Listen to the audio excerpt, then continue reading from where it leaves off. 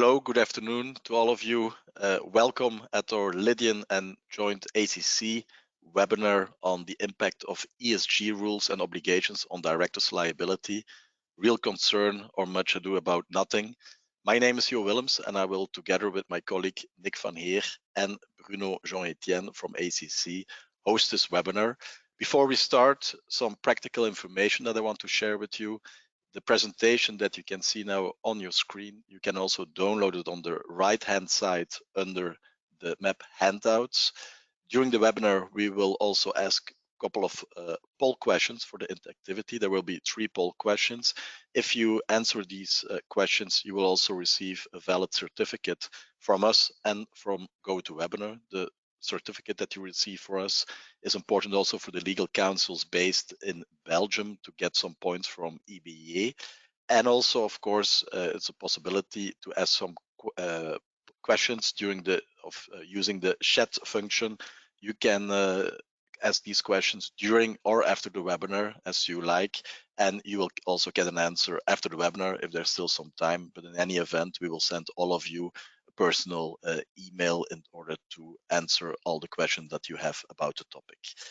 I will now first also pass the floor to Bruno Jean-Etienne. As indicated, he is ACC country representative for Belgium, and he would like to say a few words about ACC, and then we will start the webinar. Thank you, Jo and Nick. Next slide. Yeah, so welcome to this ACC Europe Belgium chapter seminar. My name is Bruno Jean-Etienne, and together with my colleague Christina Alexandrescu, I'm leading the Belgium chapter of ACC. So as you know, ACC Europe is a chapter of the Global Association ACC Corporate Counsel US. And together in Europe, we have close to 1,500 members. And we are here basically to make sure that we are creating knowledge and connectivity for our Belgium members. Next slide. As you all know, ACC is a whole range of activities. So we try with Christina to organize some live event, webinar, and also conferences for our Belgium member. But you can also have access to a whole lot of knowledge and template document and contract document, etc., on the ACC Europe website. So we are looking forward for this seminar with Lydian, and thank you for coming up with this effectively very interesting topic, which is well discussed, and I'm really curious to hear from Jo and Nick how it's going to impact our activity here in Belgium, because most of us as legal counsel are sometimes also involved in director position, or we are advising our director sitting in board, and it's always good to be ahead of the curve to understand what the EU institutions are preparing and how the Belgian government is going to implement that. So with that, I'll give the floor to Nick and Jo for their presentation.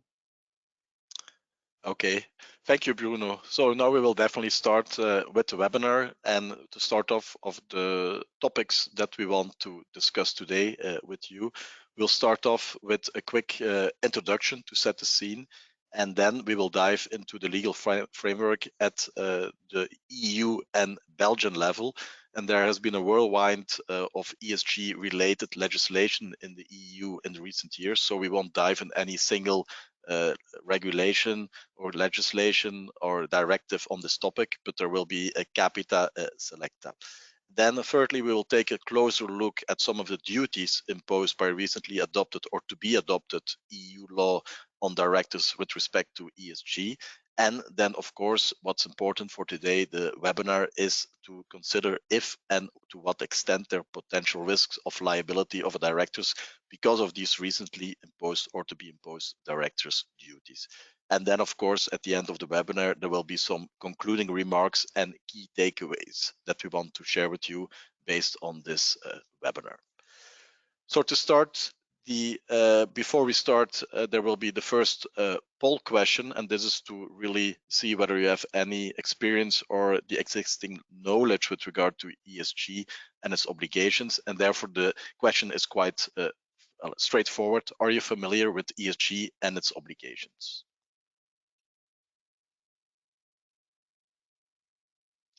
Thank you for your votes. I can't yet see the results.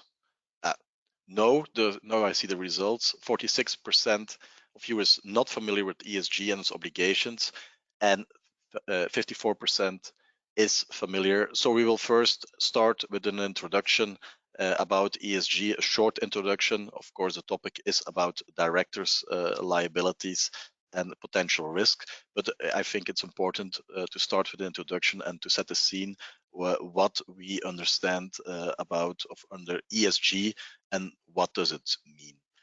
So first of all, what is ESG? There's no uniform accepted legal definition of ESG. In essence, it's a very broad term that's used in business for non-financial criteria that measure companies' performance on environmental, social welfare, and governance. These three pillars represent the three main topics areas that companies are expected to report in. And when and how companies will have to report, that we will touch upon later.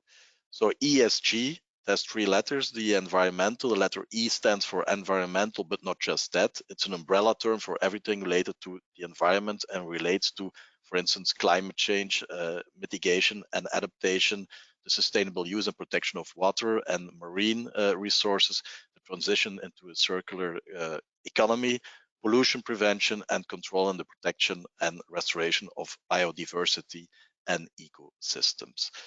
The S of social then relates to how companies manage their employee development and labor practices, including product liabilities regarding safety, company supply chain, labor, and health and safety standards, and controversial sourcing issues. Then we have still the letter G, and that stands for governance, and the G has to do with shareholders' rights, board diversity, the manner in which executives are compensated, and how the compensation is aligned with the company's sustainability performance. So the goal of ESG is to capture all the non-financial risk and opportunities inherent to a company's day-to-day business, and meeting these criteria can play an important role in deciding whether or not to conduct business in a particular instance, for instance, borrowing, investing, collaborating, and awarding a government contract or not. So what are the main drivers of ESG compliance? For starters, market pressure and shareholder activism relate consumers and investors increasingly expecting responsible, transparent conduct by companies, which is focused on long-term sustainable success rather than short-term gain. For example, a PwC study showed that 87% of investors think that corporate reporting on sustainability contains greenwashing, and 82% of their clients demand that ESG factors to be taken into account. Secondly, climate litigation is also fueling ESG compliance. In recent years, we have seen multiple examples of where entities fail to manage their climate change risk. Litigation may follow. For example, a group of activists have brought a claim against Shell in The Hague, the Netherlands. And then, last but not least, of course, we have also the increased regulation in the EU, and that's also the reason that we are organizing this topic. It's not only in the EU, but also on a national level regarding ESG, and its reporting obligations is considered the main driver behind ESG compliance. There has been a bona fide wave of ESG regulations hitting large companies, and this trend will only intensify in our view in the coming years, as we will witness in the next chapter. I will now pass the floor to Nick. Nick will discuss the legal framework in the EU and in Belgium regarding ESG and the director's duties to assess how this may affect directors' liability now and in the future. Thank you, Jo and Bruno, for the introduction. Warm welcome from my side to this Lydian and ACC webinar. So let's dive into the legal framework. For starters, at the European Union level, as mentioned before, there's been a tidal wave of regulations and directives that have been introduced over the past decade, starting with the non-financial reporting directive all the way back in 2014. So this is a kind of overview of that's what's been decided at the EU level, different regulations and different directives that all touch upon these ESG topics that Jo introduced to us. Unfortunately, because of time constraints, we won't be able to cover all the mentioned directives and regulations in the list, but we will zoom in further on 2 directives. Those are highlighted in orange. To be clear, the first one, the Corporate Sustainability Reporting Directive, short CSRD. This has been voted and published and has entered into force from the start of January 2023, so at the beginning of this year, which means it's a directive, which means that member states have an 18-month period to transpose it into national law. The second one is still at the stage of a proposal. It's not been voted yet into law, has not yet entered into force. As we will witness later, the negotiations are still ongoing on the final text. And this is the proposal for Directive on Corporate Sustainability Due Diligence, or short CSDD. So what's in the name? The first one, we see the reporting aspect. So we will witness later that this will deal with reporting obligations. The second one is about due diligence.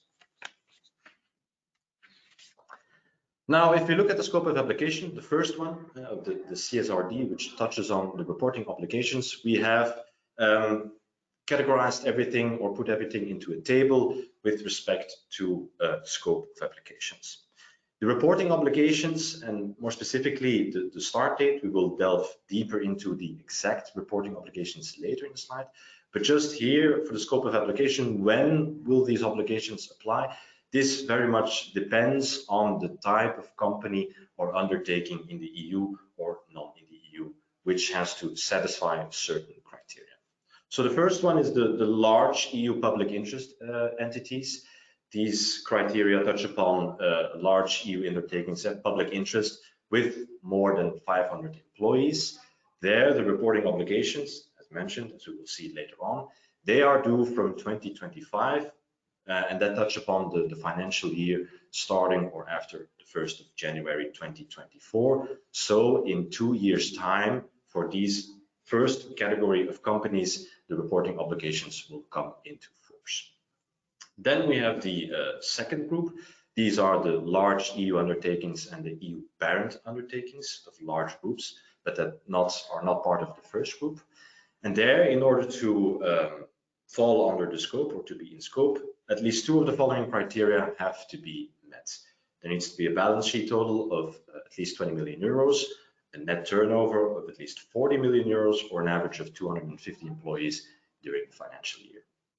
For this second group, the reporting will have to start from the beginning of 2026, which deals with the financial year starting after the 1st of January 2025. We proceed. There are 2 more categories. The third categories are the so-called EU small and medium-sized undertakings, short SMEs, that are listed on certain EU regulated markets. The criteria there is that they must have securities listed on the regulated EU market, and also here meet at least 2 of the following criteria, with again a balance sheet total and a net turnover. The figures are lower compared to what we have seen just a few seconds ago with the second group, and the average of 50 employees during the financial year.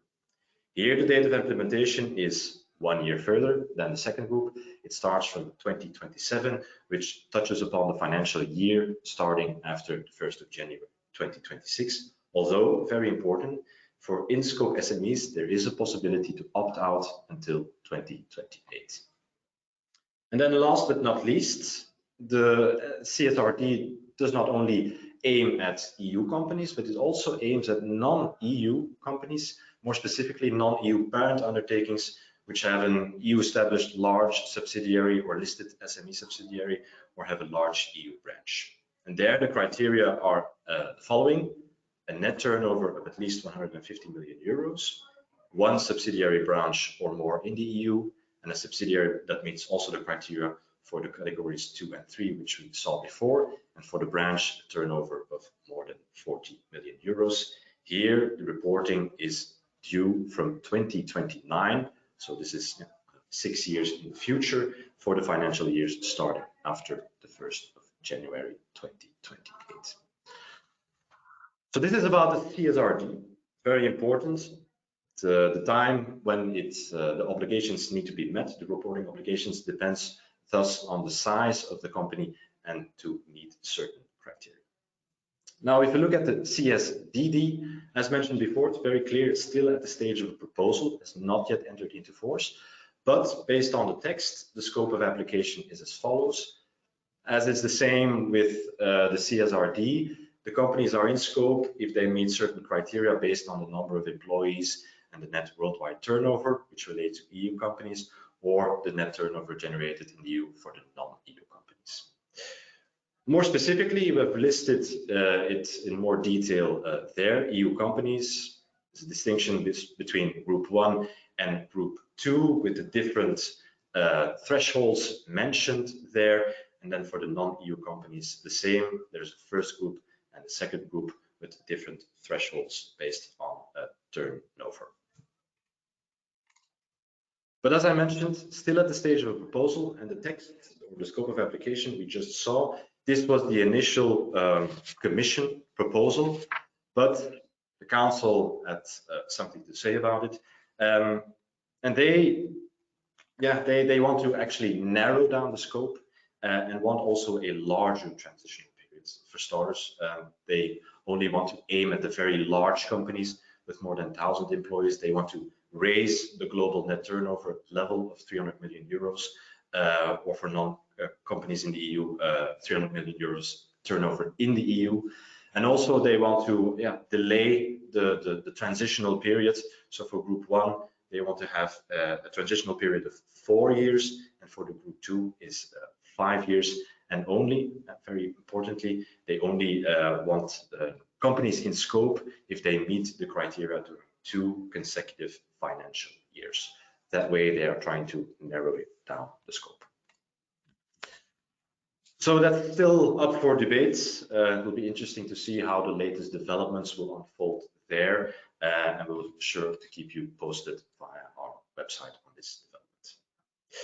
Not only do we have the scope of applications with respect to the size of the undertakings, in the CSDD there's also a proposal for a definition of director, which is important for what we're going to discuss later in the context of directors' duties and directors' liability.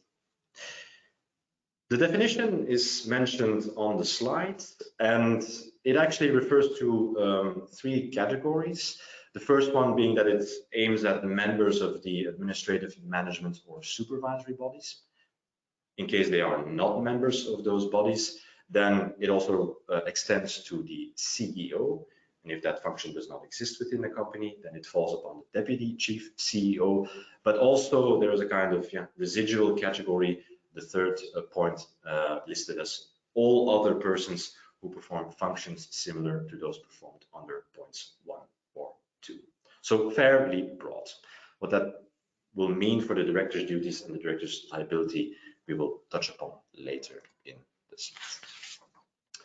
So that's the legal framework at the EU level. So we didn't have an exhaustive overview of the legal framework as it stands right now. We zoomed in on the CSRD and the CSDD with that touches upon the aspects of the reporting and the due diligence. Now at the Belgian level, today as it stands right now, the legal framework is quite limited. In 2021, before even the European texts, which we touched upon just a few minutes ago, were even finalized or published, the Belgian legislator introduced a bill to introduce a care and responsibility for companies in their so-called value chain. Now, as of today, that bill is kind of stuck in limbo. There's an expectation, or at least a hope, that the content of the bill in the future will align with the CSRD and the CSDD, but as of right now, we have no news on that front. In Belgium, there is also some soft law on corporate social responsibility, but obviously it lacks the enforcement standard of a real and proper law. So that was the legal framework, which means we have another poll question for you, the second one of today. And the question reads as follows: all in-scope EU companies must comply with the CSRD as from 2029. You have about 20 seconds to. So the results are in, and roughly 34% said no, 66% said yes. Unfortunately, the minority is right. The answer is no. All in-scope EU companies must, in principle, respect the CSRD as from 2027. It was clearly mentioned in the question that it's the EU companies, that for the non-EU companies that are active in the EU, there you have that ultimate time frame of 2029. But for the EU companies, at the very latest, it's the 2027. There is the opt-out for the SMEs 2028, but certainly not 2029. So that's the legal framework discussed. Now let's jump into the nitty-gritty, the director's duties in ESG.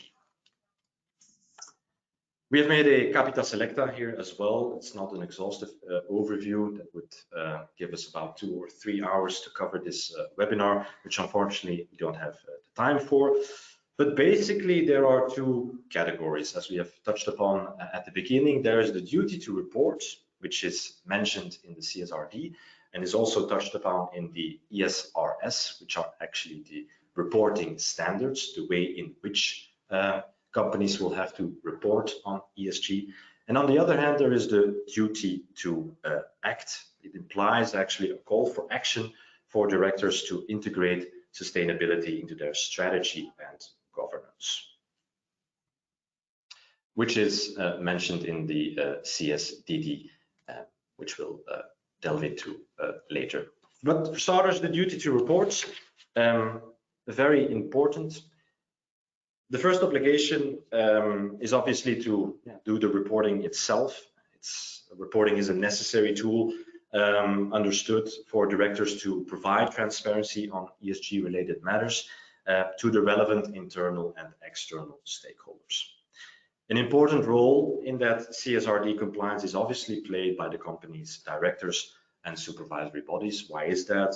Obviously, the directors and supervisory bodies are collectively responsible for ensuring that the annual accounts, the annual governance reports, and the corporate governance statements comply with the CSRD. Moreover, the reporting should also inform about the role and the expertise these directors and supervisory bodies have on ESG.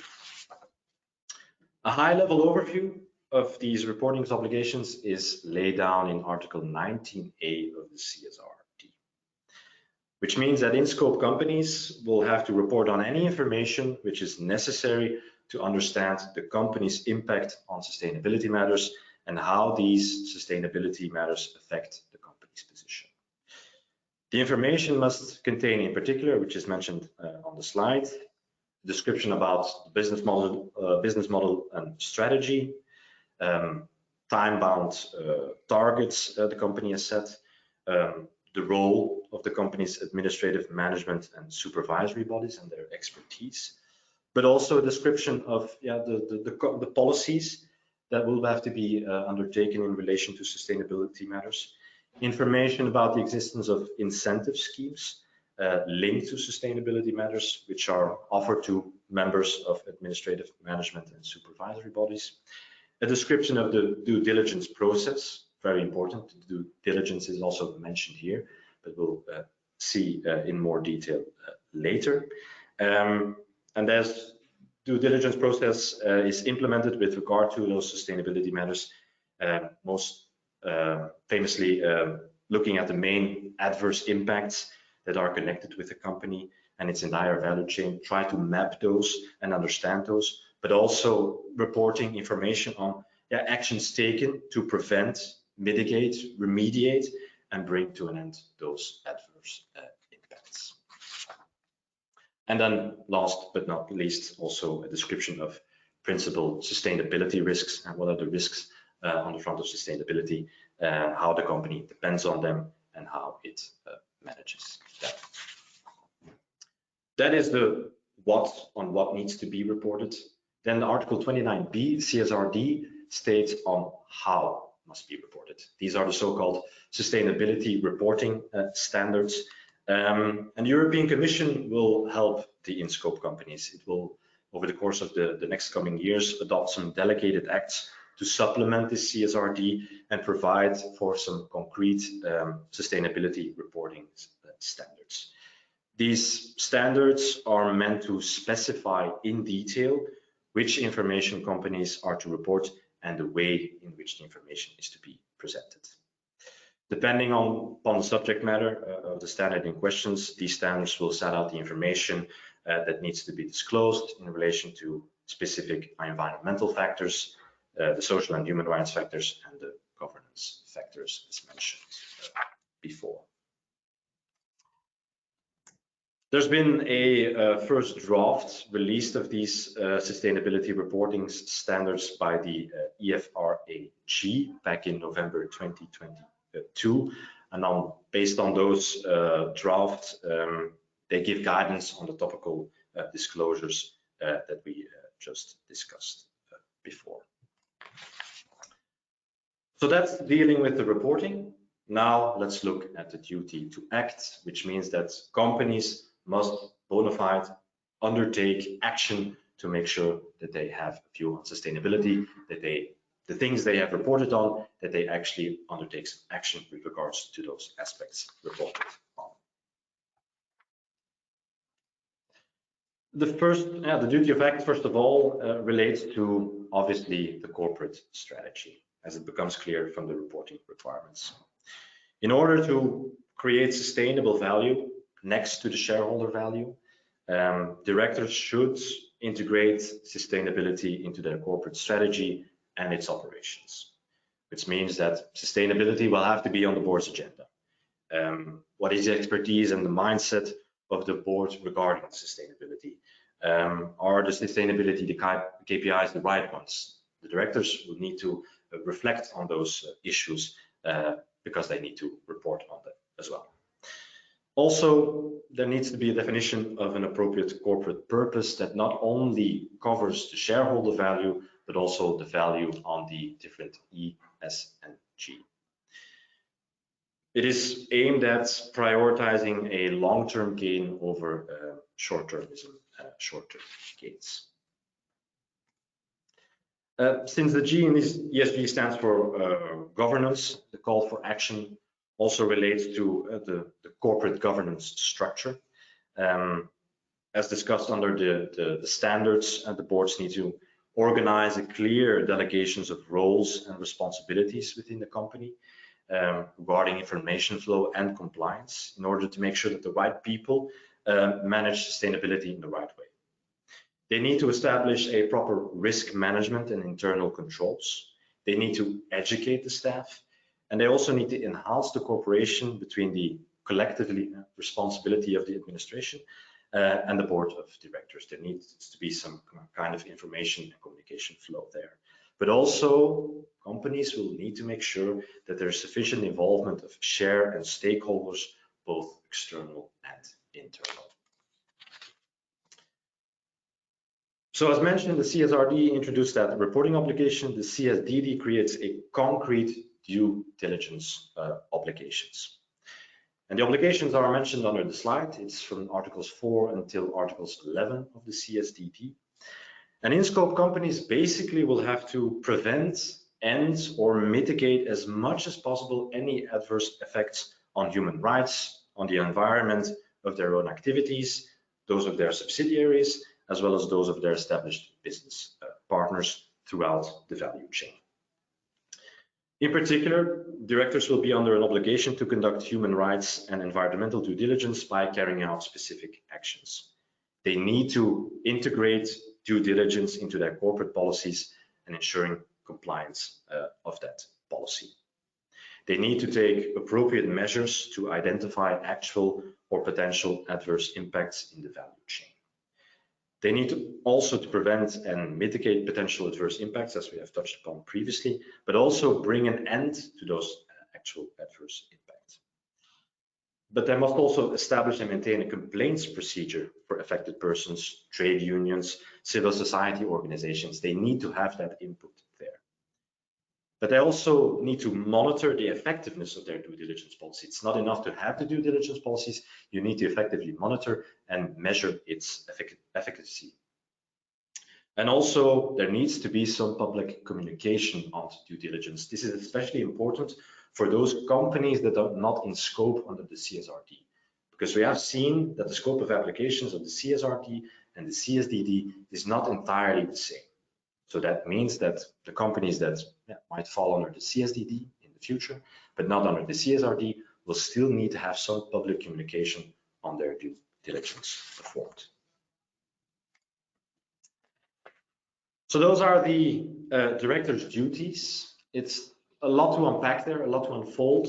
At the beginning, if you read European texts, it's not very easy to discern everything. So there needs to be a very attention. There needs to be much attention to those duties to make sure that companies will be compliant and directors are aware of what is expected from them under ESG.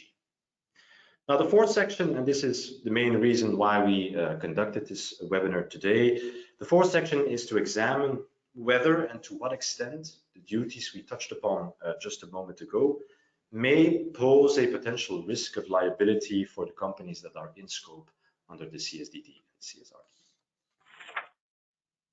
From our end, we distinguish either a direct risk of director's liability and an indirect risk of director's liability. For us, the direct risk stems from Articles 25 and 26 CSDD.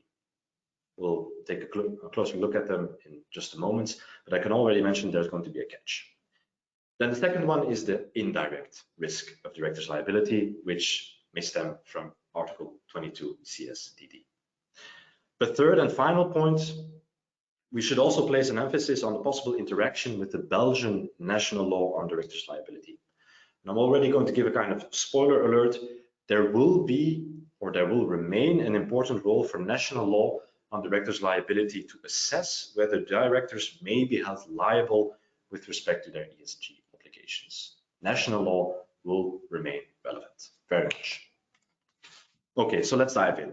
The direct risk of director's liability. As mentioned before, it stems, in our view, from Articles 25 and 26 of the proposal CSDD. I need to state it again, it's still at the phase of the proposal, which the Commission first initially proposed it, then the Council had its remarks, and also the European Parliament is involved. We will see that in just a moment. So Article 25, it introduces a kind of general director's duty of care. What is mentioned, and it's clearly outlined on the slides, that member states will have to ensure that when fulfilling their duty to act in the best interest of the company, directors of companies referred to in Article 2.1, that's the definition we saw at the beginning, must take into account the consequences of their decisions for sustainability matters. And the second paragraph is that member states shall ensure that their laws providing for a breach of directors' duties will also apply to the provisions of this article. Okay, so we have the general duty of care. Let's move on to what is mentioned under Article 26 and the proposal CSDD Article 26, which is setting up and overseeing due diligence. There, this article clearly stipulates that members must ensure that directors of companies are responsible for putting in place, but also overseeing, the due diligence actions required under the directive, but also the directors take steps to adapt the corporate strategy and to take into account the impacts that they have identified in the due diligence process. So on the one hand, we have a more general director's duty of care, and on the other hand, Article 26 is a little bit more concrete. It relates to a concrete setting up and overseeing of due diligence.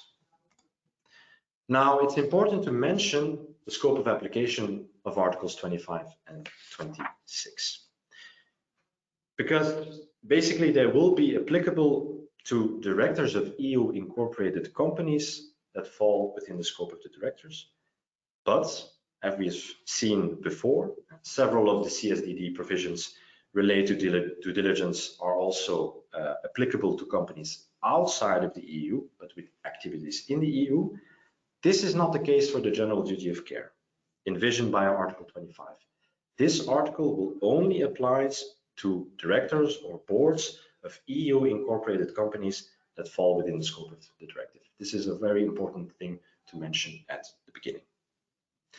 This creates a question, obviously. What about company groups? May be the case that we have a subsidiary in Europe and we have a parent undertaking in abroad, non-EU, which means that we have the directors at the EU level. They need to be compliant with the CSDD, but obviously they don't draw the big lines of the company that happens at the group level. So there might be some misalignment there. It is possible. So company groups, even though that the mother or the parent company is not specifically envisioned or falls under the scope of the CSD, there needs to be some alignment to make sure that the subsidiary at the subsidiary level is compliant. In addition, Articles 25 and 26 will apply to a wide range of directors, but also members of top management, members of the executive committee. This relates to the definition that we saw earlier. So we had Article 25, we have Article 26. We mentioned Article 25, general duty of care. Article 26 set up the due diligence, but the interaction between the two is not entirely clear from the outset. One potential interpretation might be that having in place a proper due diligence system along the lines of Article 26 is a factor to take into account to consider whether or not the director has satisfied that general duty of care under Article 25. Importantly, Article 25 does not change the task of the directors, but merely makes explicit in an overarching duty what is already expected from directors, or what will soon be expected if it is finalized and published in this way. After all, the recently adopted CSRD already requires that companies that fall within the scope of that directive report on the plans of the undertaking, how its business model and strategy are compatible with the transition to more sustainable economy. So these two directives, the CSRD and the CSDD, they are aligned with each other, because the CSRD mentioned clearly that there needs to be reporting on this due diligence. Then obviously at the act level, you must implement that due diligence. Can't implement the due diligence, then you can't report on it. Now, what is the risk from the liability standpoint? We have seen the text and we can clearly discern that if we read Articles 25 and 26, it introduces a duty of care and a duty to set up a due diligence, but in itself does not contain a rule on director's liability. No, what is mentioned? It is mentioned that member states must ensure that their laws providing for a breach of director's duties also apply to this introduced duty of care. But that means, this is the logical consequence, that the enforcement mechanisms are to be determined by national law. That's why we clearly mentioned the risk factor. We have a duty here in itself, does not lead to director's liability. No, you need the second step of national law, whether in the end to determine liability or not on the part of the director, which we will see later when we discuss the Belgian interaction. But as I mentioned before, the CSDD is still at the stage of negotiation, it's still a proposal.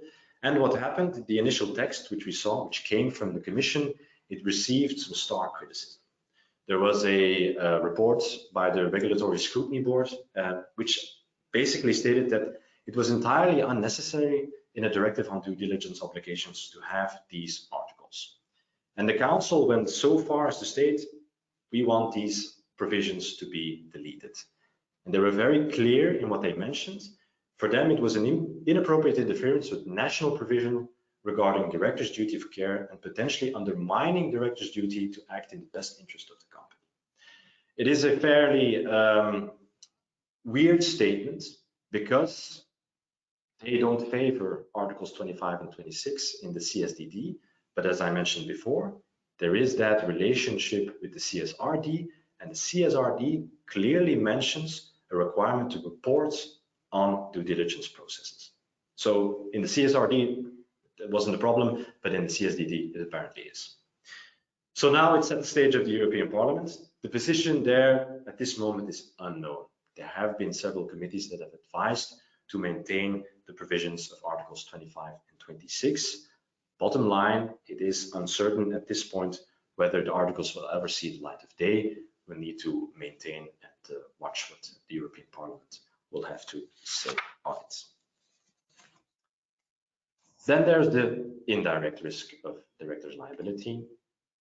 It was stemming from Article 22 of the proposal, CSDD. And what is mentioned under Article 22 is also mentioned on the slide here. And here we do have much more clear language on liability. But as is mentioned in the first one, member states shall ensure that companies, not directors, are liable for damages if they fail to comply with the obligations laid down in the CSDD, which basically are the due diligence obligations. And as a result of this failure, an adverse impact that should have been identified has led to damage. In essence, which means that, under Article 22, an in-scope company is liable if it has failed to carry out the actions that qualify as due diligence according to the directive. There are some further provisions in points 3, 4, and 5, but the most important ones we already saw in points 1 and 2. Now, how does this relate to the liability of directors? Well, as mentioned, Article 22 provides for the liability of the company for the breach of its due diligence requirements, but the fact that under this Article 22, a company may perhaps more easily after this directive be liable for violating its due diligence requirements can of course also have an indirect effect on the liability risk for directors, because the directors, they implement the corporate strategy by the company.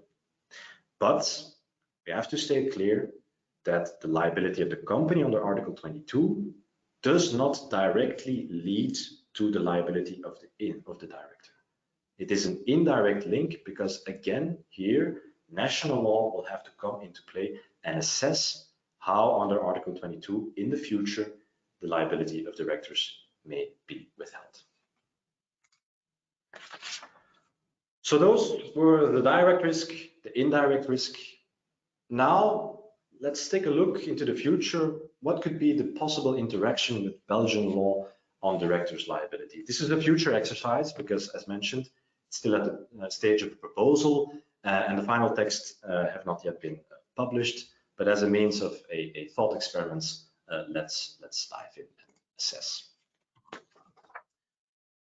So with the current and future EU framework on ESG, as mentioned, national law will most likely continue to play a major role in determining possible director's liability in case of a director's breach of its ESG obligations.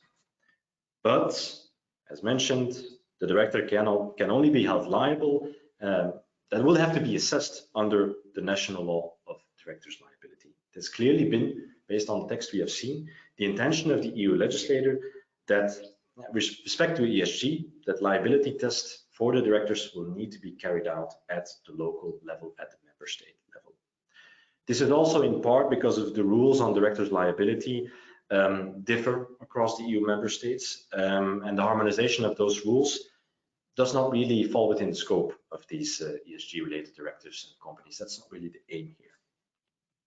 Now, if we look at Belgian civil law on directors' liability, we need to make a distinction between the external liability towards third parties, for instance, which we have seen in other countries, environmental groups that want to challenge before the court or want to impose liability on directors for failure to meet their ESG-related obligations. And then there is also the internal liability. This is the liability of directors vis-à-vis the own company to the shareholders of the company. But with regard to Belgian civil law, In order to establish it, excuse me, 3 cumulative conditions will need to be met. They're mentioned on the slide. There needs to be an establishment of a fault or a breach that is attributable to this director. There needs to be damages, and lastly, there needs to be a causal link between the fault and the damages. Importantly, under Belgian procedural law, the burden of proof normally will rest upon the claimant. Now, if you do the exercise, and in the event that, for instance, a third party may prove damages, some effects, adverse impacts on the climate, on sustainability, etc. And they can also establish a causal link.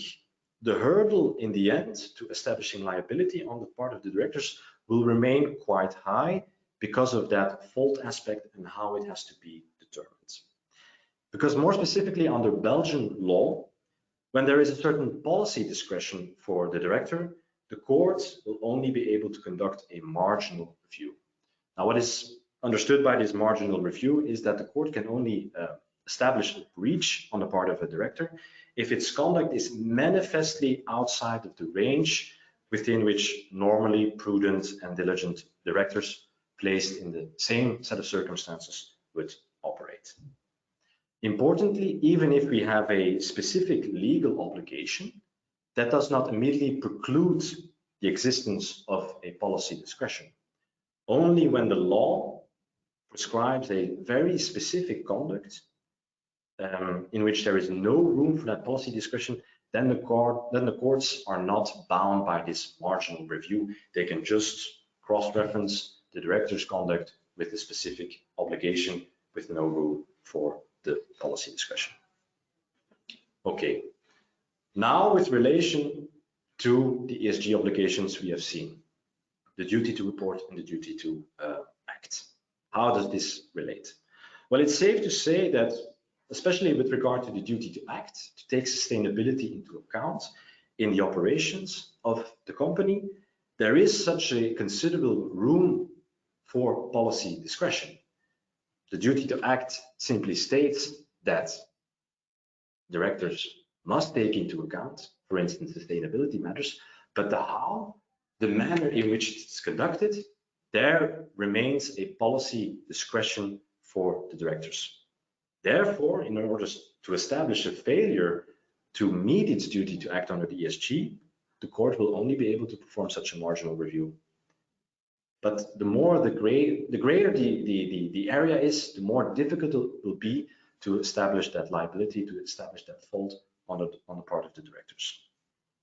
In contrast, the duty to report leaves no to little room for such a discretionary power or policy discretion for the directors. They are responsible for the annual accounts, for the reports, and it's clearly mentioned on the CSRD that they need to report on several issues relating to ESG. There, it will be much more easy to establish a fault or breach under Belgian national law. But that's not everything. Even though liability can be established, there is still the specific nature of Belgian civil liability law with respect to directors, because our company code in Belgium imposes a liability cap in favor of directors. And this cap depends on the average turnover and the average balance sheet total of the company for which they are the director, based on the 3 preceding financial years. Basically, the figures range from 125K to 12 million euros that are indexed. Very important, the second point, it applies to all civil liability for directors.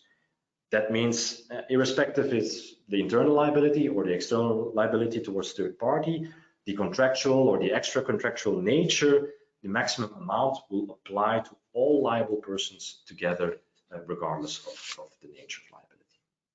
But there's a small caveat at the end. The cap only applies to light breach or fault. Doesn't apply to minor misconduct that is habitual rather than accidental. Doesn't apply to the serious misconduct. Doesn't apply to fraudulent intent or intent to harm. But the main question here remains is this duty to act, this duty to report. Under Belgian law, will it be considered such a light fault, or maybe minor misconduct that is not accidental but habitual. That question will remain open. The jury is obviously still out on that. It will be a very interesting development to see what happens on that front. So this concludes the part on directors' liability with that specific perspective from the national law, because national law will remain or will have a very important role in establishing directors' liability or not in the context of ESG. Now let's move on to the final poll question, which reads as follows: is the breach of Article 25 CSDD, if adopted, sufficient for directors' liability? Again, you have 20 seconds to answer. Okay, the votes are in, and I'm happy to share that the majority was right. Indeed, 68% no, this is the correct answer. 32% said yes, which is unfortunately the wrong answer. Indeed, yeah, directors' liability will have to be assessed under the applicable national legal framework based on what the texts tell us now in any case. Okay, let's move over to our concluding remarks and key takeaways. This will be fairly short. So we have witnessed or seen that there's been a whirlwind of EU law on ESG, and obviously there will be more to come. We have started in 2014. Now it's really ramping up, and in the future it will only increase. We have looked or zoomed in specifically into the CSRD and the proposal CSDD. On the one hand, reporting obligations. On the one hand, the duty to act, but they interplay with each other. It's meant that they communicate with each other. What is mentioned in the CSRD must be aligned with the CSDD. But we've also seen that there's not an equivalent scope of application. So companies must really be careful, prudent, direct much attention. Okay, do we fall under CSRD? We have to assess in the future if we will fall under the CSDD. You have to make that exercise. Then the second part, director's duties. We have discerned two major categories based on the directives we have studied. As mentioned, duty to report, duty to act. These duties entail, in our view, a risk of director's liability. On the one hand, there is a direct risk based on Articles 25 and 26 of the proposal CSDD. The question remains, will they ever be adopted? We'll have to manage or see how it goes. And then there's the indirect risk based on Article 22, which in first instance places the liability with the companies, but obviously an indirect effect must also be to directors' liability. But as mentioned numerous times today, a large role will remain for national law. And as we have seen, at least in Belgium, that might prove an additional hurdle for third parties to establish liability on the part of directors for failure to meet their ESG obligations. So the title reads, Directors' Liability under ESG, Real Concern or Much Ado About Nothing. The answer is nuanced. It's in the middle. We cannot really state that it is going to spur a revolutionary change or a revolutionary increase, at least at this moment. But then again, it's also not nothing. It will have to be additional point of attention, at least at this stage, based upon the text that we have. Yeah, questions as mentioned will be at the end. I'll gladly now give the floor for the last comments to Bruno. Bruno, take it away, please. Thank you very much, Nick. Indeed, it was a lot of food for thought, I would say, because it's quite interesting to see how to see the mindset of the European Commission and the European Parliament in the way they are going to implement this directive. And also, when I look at my own company, which is an international company that is doing a lot on ESG, is how is it going to be possible to match all the reporting and all the activity which is done at the global level to the level of granularity of in the countries where we will need to meet those requirements locally, because we will be meeting one of those thresholds. So of course the text will still be adapted, then it will be the national transposition, so there will be still some time to come. But it's interesting also to see how we are going to be able to, at which sauce are we going to be eaten, basically in bad English, to make sure that effectively we are ready in advance. So really thanking you one more time for bringing us up to speed on this topic, so that will allow us to follow it. And then, of course, as time passes, we'll also make sure that we make a proper follow-up when the directive will be adopted and when the Belgium rule will be then adapted. So with that, I would like to thank you, all of you, for attending this Lydian ACC Europe seminar. And we would like also to, myself and my co-responsible Christina, we would like also to remind you the fact that we will have further activity with Lydian in the course of the year, and even in September, a face-to-face seminar. So I know that everybody likes to sit at home and to listen to the webinar, but we would like effectively to be back, post-COVID, to be back live. So we would like to organize a seminar on an interesting topic together with the team of Lydian in their premises in Tour-et-Taxi. And over the summer, or maybe in July, we will try also to organize a kind of networking lunch with the ACC Europe members. So it will be a good opportunity to recall what has happened in the ACC Europe Brussels conference and what are the plans for this year and for next year, because it's also by listening to our members that we are making, I would say, our program more adapted to the reality. So one more time, thank you, Nick, Jo, and all the participants, and I wish you a good day. Bye-bye. Bye, everyone. Thank you. Bye-bye.